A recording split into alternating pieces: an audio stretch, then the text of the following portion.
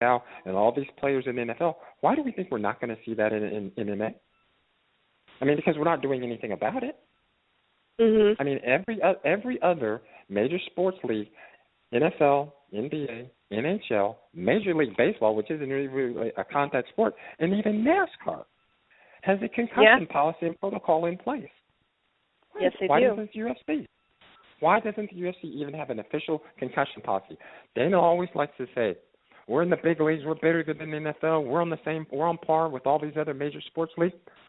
Hey, we could talk about that for an hour, but okay, if you are, aren't you held to the same standards? Why don't you have a concussion policy for your 500 athletes? Why do you think that their future is going to be, their experience, the UFC, the MMA experience, is going to be any different than the NFL experience? Why are these people not going to be damaged? Because you're not doing anything to protect them. It's true. I mean, when I see fighters who've been knocked out in their last 3 fights, and here they are again, I'm like, what are you doing to protect these guys? That you say, oh, that's not my job. That's the Nevada State Athletic, that's the State Athletic Commission's job. Okay. So your real policy and protocol is to point the finger. That's what it appears to be, because they certainly don't have one. Yep, I agree. I love contact sports, but I'm conflicted because, as a physician, I scream when I see a knockout, and then I think, oh, my Lord, what's this going to do to the person's IQ? How many brain cells did that just knock off? So, I live with that constant conflict, but I have a lot of contradictions in my life. But one of the things that I recognize is I'm not a person who wants to see football go away. I'm not a person who wants to see MMA go away. I just want to see it done in a prudent fashion, using the best and most current medical advice, best case practices. What can we do to make these athletes as safe as we reasonably can without harming the integrity of the sport?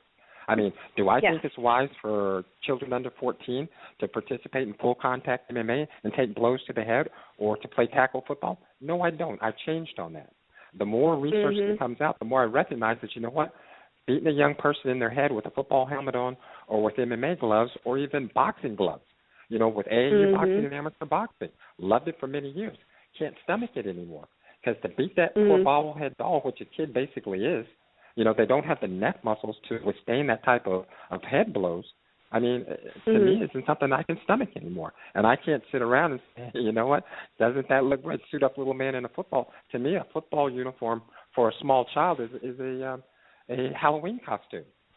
The kid doesn't know what he's doing, and the equipment doesn't even fit. So who are we kidding here? Right, exactly. I mean, it's just like, Steve and I were talking about the young man who lost his life in Wisconsin at that, I believe it was it a Muay Thai fight? Yep. It was kickboxing. Yeah. Kickboxing. Okay, kickboxing. And clearly, I mean, I am not a medical professional. However, I have had training in concussions and different things like that to educate myself.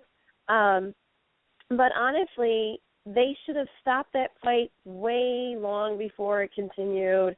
And, I've seen plenty of flash knockouts and fighters allowed to fight. And, the whole Duke Rufus type mentality, you never quit, you never stop fighting, you go to the death of you, or whatever his motto is.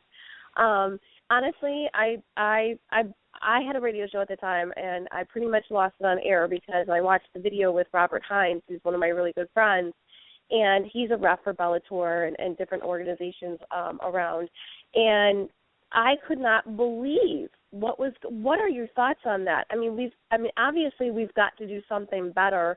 Refs got to educate themselves currently with what's going on, because technology and medically things change every day on a consistent basis. And one of the things that Robert had spoke about was that our refs need to take classes and get themselves up to date with things. But the problem is that older refs think that they know everything and they don't need to update or take any classes. But yet we're putting our athletes at risk by not doing so. What are your thoughts on that particular incident that happened that night? Well, it's not just that night. I mean, that's one of the obviously most egregious examples. But I mean, I can just, reel off fight after fight after fight after fight after fight. Yeah. And you knock somebody out and then another punch wakes up. You know, they said, oh, that punch just woke him up. Well, the mere fact that you had to wake the fighter up means that probably something happened and the fight shouldn't continue. But, you know, once again, everybody loves to see the knockout, you know, and they're spectacular, but, I mean, they're killing brain cells. You know, education for the referee is a must. The primary job for the referee is to ensure safety, you know, of the participants. Yes. But, you know, the other thing that often goes to me under the radar is, where's your corner, man? I mean, seriously, dude, you're watching this and just like roll out. I mean, are you serious? I mean, when's the last time, or have you ever seen a corner stop an MMA fight? Yeah. Exactly. Maybe the only one to date was when Diaz was when Nate was getting that beaten and his corner finally threw in the towel.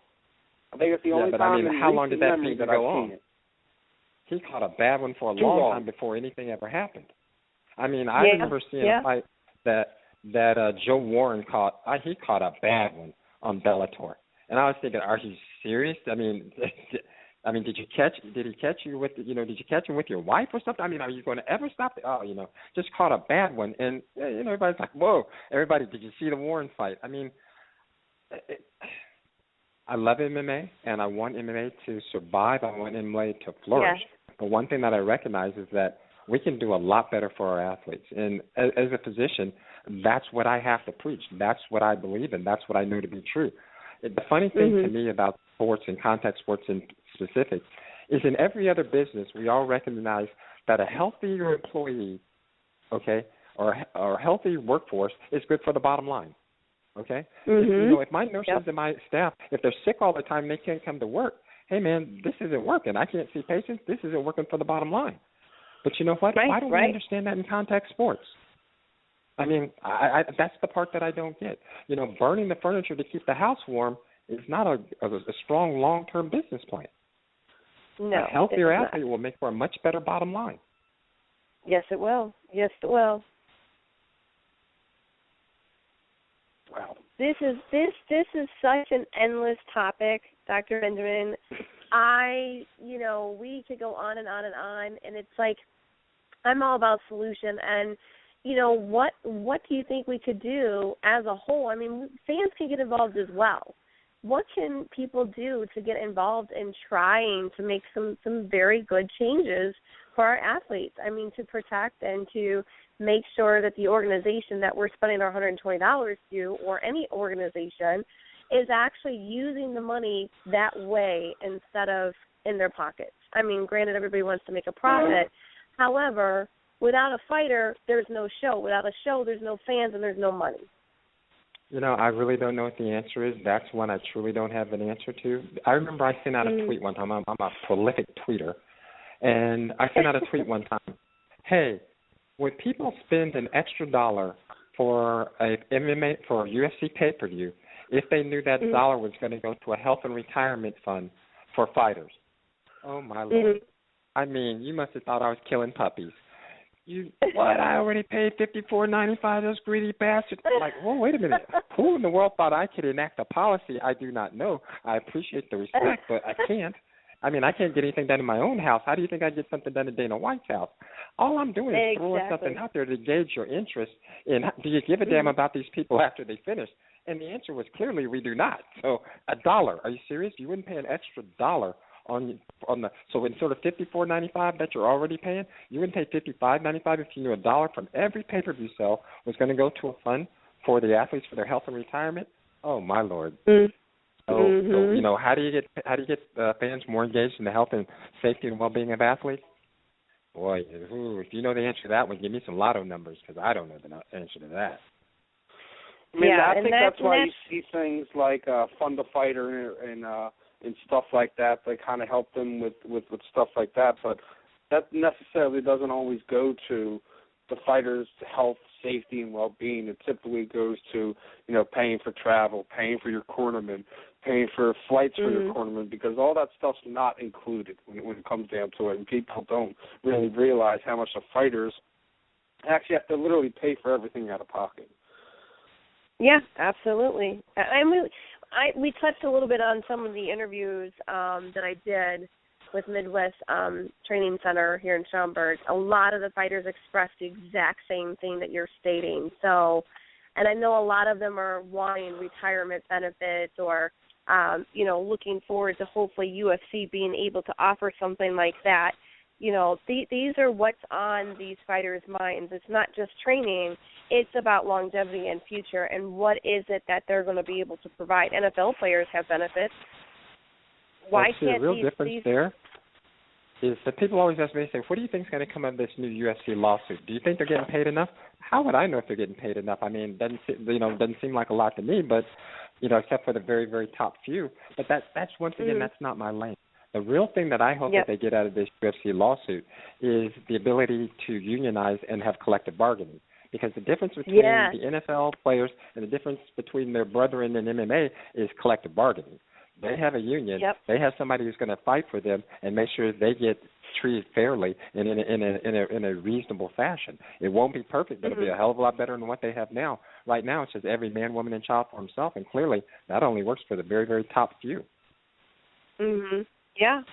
Absolutely. So, I mean, out of this lawsuit, that's the thing that I hope they get. I don't know if they'll get any more money, but at least I hope they get the ability to unionize so they can collective bargain for better health and safety issues. I couldn't agree more. I think the one thing I actually wanted to talk to the doc about before we wrap things up here is the banning of therapeutic use exemption.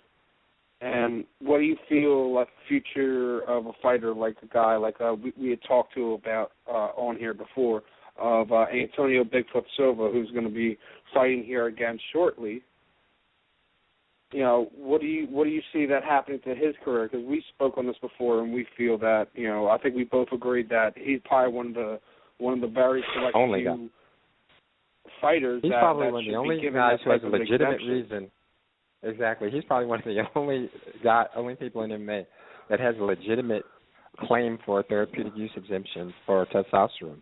But the truth of the matter is, my feeling is if you have such serious issues, and it's usually a pituitary, a brain issue, if you have such serious issues that you need a TUE, MMA is probably not the sport for you. Taking more blows in your head is probably not the best thing for you. So, and it would affect so few people. It would certainly suck for Bigfoot, but that's one guy out of 500. So if you think that treats him fairly, if you don't think it treats him fairly, if you think I'm being, a whiner about this and trying to, be his mom and so on and so forth, okay, maybe I am. But to me, if you had those type of pituitary issues or brain trauma that you need the testosterone and the exemption, I don't think you should still be in contact sports. I agree. What do you think, Steve? I wholeheartedly agree. Me and Dr. Benjamin had already talked about this. I just wanted to get his take on it because since the last time that we talked, that the use exemption has basically been eliminated, and universally everyone's kind of like, we're not giving out use exemptions anymore. So, my thing is, and that's one place where I think that social media, about, lawsuit, he should be suing any athletic commission, the UFC, or anyone for challenging him for having a use exemption. To me, I think that's one place where social media really, I want to think, helped to turn the tide, because TRT exemptions were being passed out like M&Ms. I mean, it was ridiculous.